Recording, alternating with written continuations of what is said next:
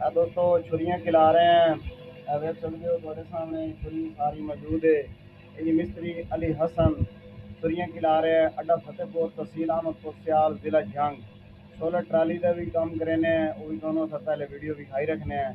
तो हुण अलहमदुलिल्ला ये छुरी का सीजन है भी कुर्बानी का ये तैयार कर रहे हैं। नवी तैयार की और पुरानिया खिला रहे हैं। वेख सकते हो जी छुरी की धार बड़ी मेहनत करके तैयार करेने हैं, क्योंकि उस टाइम बहुत ही अर्जेंट लोड़ होती है इस वास्ते धार जी होंगी बड़ी अहम होती है। बाकी 16 ट्राली साढ़े को मौजूद खड़ी है, वो तो भी कहने वेख लो जी ट्राली वेख लीए हूँ भी जनाब इन खिला लवीए। देख लो ये छुरा भी आ इस डिजाइन का थोड़े सामने तैयार होए हुए है, और ये छुरी है फिर इस डिजाइन के भी ये तैयार होते हैं छुरे। ये वेख लो वो झाटी दुकान आ रहा मिस्त्री अली हसन काम करें अलहमदुलिल्लाह सारा काम करीना होता है। और छुरी खिला लवीए वेख लो।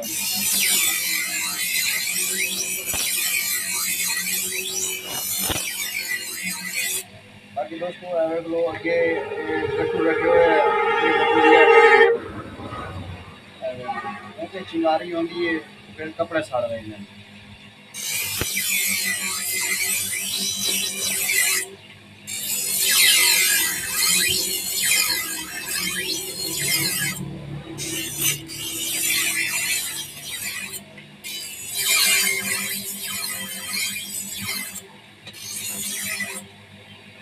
दोस्तों बाकी मेरी तरफ जितने भाई देख रहे हैं तमाम नो मेरी तरफ ईद मुबारक।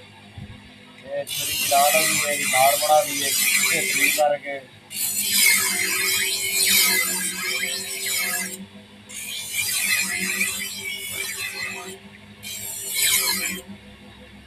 देख सकते हो जी धार बनी तो मैं कमर तकरीबन 5-10 मिनट लेने हैं।